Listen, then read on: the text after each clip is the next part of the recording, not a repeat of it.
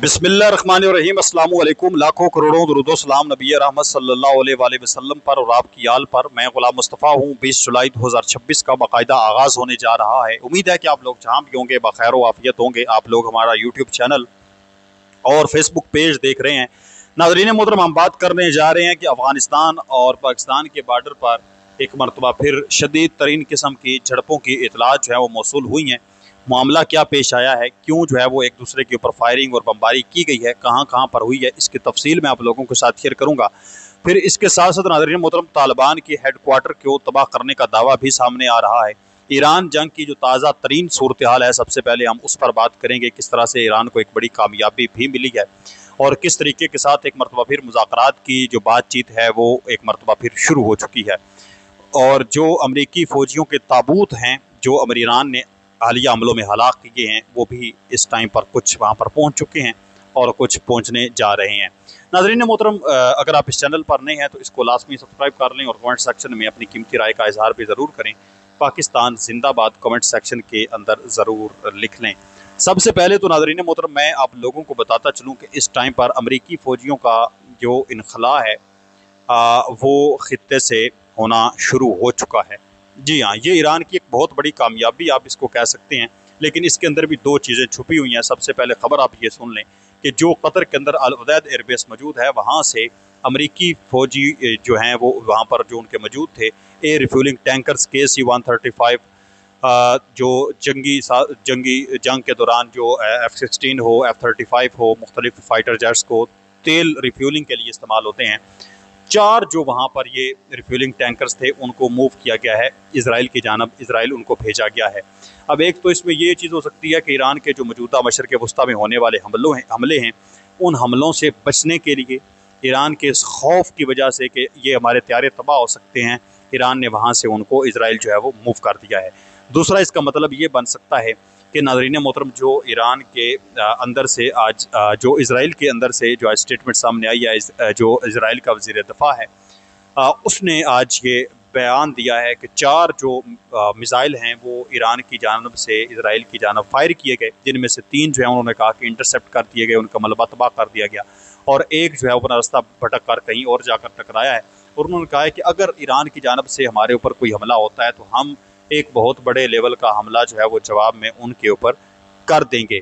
और फिर जो आज मुख्तलिफ रेडार सिस्टम वाले बड़े जो जंग के अंदर इस्तेमाल होने वाले बड़े जो है वो कीमती जो तैयारे हैं वो आज इसराइल के अंदर पहुँचे हैं, जो कि हवा के अंदर रहकर पता लगा लेते हैं। कई 100 किलोमीटर दूर से अगर कोई मिसाइल आ रहा है, ड्रोन आ रहा है, तो फौरी तौर पर बता देते हैं कि वहाँ से कोई मिसाइल या ड्रोन आ रहा है।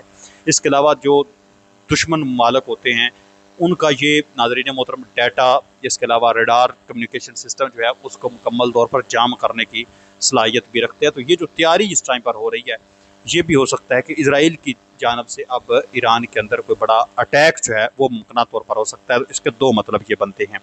इसके साथ साथ नाज़रीन मोहतरम, बातचीत का मामला जो है वो मैंने कहा कि वो भी शुरू हो चुका है। अमरीकी वज़ीर तवानाई ने कहा है कि सदर ट्रंप हमेशा सफारती रास्ता तलाश करते हैं और एक मुआहदे के साथ इस मामले को भी ख़त्म करना चाहते हैं। यानी हालिया जो जंग शुरू है इस पर भी ट्रंप चाहते हैं कि बातचीत हो और बातचीत के थ्रू जो है वो हर चीज़ जो मामलात हैं वो हल हो जाएं, बेहतर हो जाएं। यानी अमेरिका का वज़ीर तवानाई जो है उसने ये बयान जारी किया, मुज़ाकरात को लेकर कोई ना कोई बात सामने कम अज़ कम आई है। और इसके साथ साथ जो ईरान के वज़ीर ख़ारजा हैं सैयद अब्बास अराग़ची, उन्होंने कहा है कि अगर हम 10 दिन पहले ही जंग बंदी कर लेते तो हमारे फ़ायदे बरकरार रहते। अली लारजानी अब भी ज़िंदा होते और असलविया की गैस फील्ड और स्टील के कारखाने भी हमारे पास महफूज होते, जो अमेरिका ने तबाह किए हैं इनकी गैस फील्ड्स, और इसके साथ साथ जो इनके स्टील के कारखाने तबाह हुए हैं। और फिर अली लारजानी जैसी आम तरीन शख्सियत ईरान की शहीद हुई है, तो उनका कहना है कि काश हम जो जून के अंदर मुज़ाकरात हुए और बाद में हमने मुज़ाकरात किए शहादतें उठाकर, तो काश हम पहले ही मुज़ाकरात कर लेते। यानी अब भी मेरे ख्याल में ये ईरान चाहता है फिर, या ईरान के वज़ीर ख़ारजा ये चाहते हैं कि कोई बातचीत हो जाए ताकि मज़ीद नुकसान ना हो। अब इस बयान का ये मतलब भी बन सकता है। बहरहाल जो मुज़ाकरात को लेकर बातचीत है वो एक मरतबा फिर हमें मंजर आम पर आती हुई नज़र आ रही है। नाज़रीन मोहतरम, इसके साथ साथ मैं आप लोगों को बताता चलूँ कि ईरान के सुप्रीम नेशनल सिक्योरिटी कौंसिल के एक रुकन ने कहा है कुवैत को मालूम होना चाहिए कि उस जंग के ख़ात्मे के बाद उसकी सूरत हाल दोबारा मामूल पर नहीं आएगी। हम कुवैत के सरजमीन से किए जाने वाले हमलों को ईरान पर बराह रास्त हमला तस्वर करते हैं और आपको मालूम होना चाहिए कि हम उनका एक ख़ास तौर पर जवाब भी देंगे। यानी वो ये कह रहे हैं, ये मशवरा दे रहे हैं कुवैत को कि आप जनाबे वाला, बेहतरी आपकी इसी में है कि अभी ही आप जो है वो सरेंडर कर दें, आप माफ़ी मांग लें, जो कुछ करना है कर लें, ईरान के साथ खड़े हो जाएं, ईरान के ऊपर हमले अपने अड्डों से ना होने दें। ये आपके लिए बेहतर है, क्योंकि वो कहते हैं कि कल को जब जो है वो जंग रुक जानी है तो फिर आपकी ये सूरत हाल जो मौजूदा बरकरार है, ये सूरत हाल भी आपकी नहीं रहनी। मज़ीद जो है वो तबाही जिस तरीके के साथ आपके ऊपर फेरी जा रही है, हमले ईरान जो है वो कर रहा है, तो ये आपकी सूरत हाल ख़त्म हो जानी है। इसके साथ साथ नाज़रीन मोहतरम, मैं आप लोगों को बताऊं, एक ईरानी कानून साज ने आज पहले ही इंतबाह किया है कि अमेरिका अमन हुर्मुज़ पर पहले कंट्रोल हासिल करने के बाद ईरान पर ज़मीनी हमला करने की कोशिश कर सकता है। यानी मैंने कहा कि इसराइल के अंदर जो इस टाइम पर तैयारियां हो रही हैं, मुमकिन तौर पर हो सकता है कि पहले ज़मीनी सतह पर जो फोर्सेस हैं वो अमेरिका के अंदर दाखिल की जाएं, फिर इसके बाद ऊपर से जो है बमबारी कर दी जाए। कोई इस तरह का अटैक जो है वो भी हो सकता है। तो इस हवाले से अगले 48 घंटों के अंदर अंदर या तो कोई नई बातचीत शुरू हो जानी है, या फिर कोई ऐसे हमले हो जाने हैं जिनका पहले ना तो आपने जिक्र सुना है और ना बाद में सुनेंगे।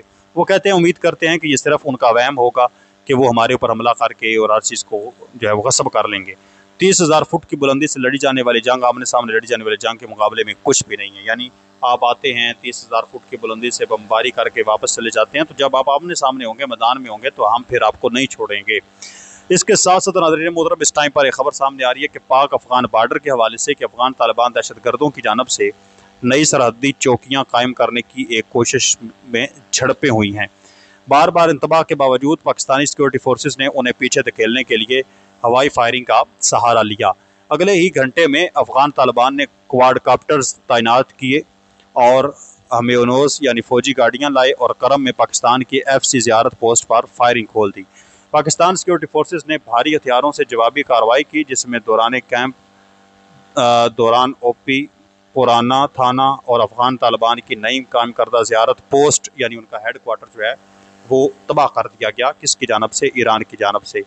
नतीजे के तौर पर अफगान तालिबान अपनी सरहदी चौकियों को मुकम्मल तौर पर छोड़कर पीछे हट गए हैं और अपना सामान पोजीशंस पीछे ही छोड़ गए हैं। ये भी इतलात इस टाइम पर आ रही हैं कि पाकिस्तान और अफगानिस्तान के दरमियान भी इस टाइम पर बॉर्डर में एक जंगी सूरत हाल जो है वो मौसूल हो रही है। देखिए, हमारी जितनी भी खबरें होती हैं, जो चीज़ें भी आप लोगों के साथ शेयर की जाती हैं सोशल मीडिया से, जो आम तरीन न्यूज़ एजेंसीज़ हैं, उनसे ये मवाद इकट्ठा किया जाता है और फिर इनको AI के थ्रू जो है वो मज़ीद खंगाला जाता है कि क्या ये फेक तो नहीं है, क्या ये दुरुस्त है, तो तब जाकर ख़बर आप लोगों के साथ शेयर की जाती है। और बाज़ औक़ात टाइम के साथ साथ कुछ चीज़ें होती हैं जिनमें रद्द-बदल हो जाता है, या वो वक्त गुजरने के बाद समझ आता है कि यार इसमें तो ये चीज़ थोड़ी फेक थी, तो उसके लिए हम हमेशा माज़रत ख़्वाह हैं। बहरहाल हमारी कोशिश होती है कि अच्छी और असलियत पर मबनी चीज़ें आप लोगों के साथ शेयर की जाएँ। अपने मेज़बान ग़ुलाम मुस्तफ़ा को इजाज़त दें, मिलते हैं एक और नई वीडियो में, तब तक अल्लाह निगहबान। पाकिस्तान हमेशा ज़िंदाबाद। वस्सलाम।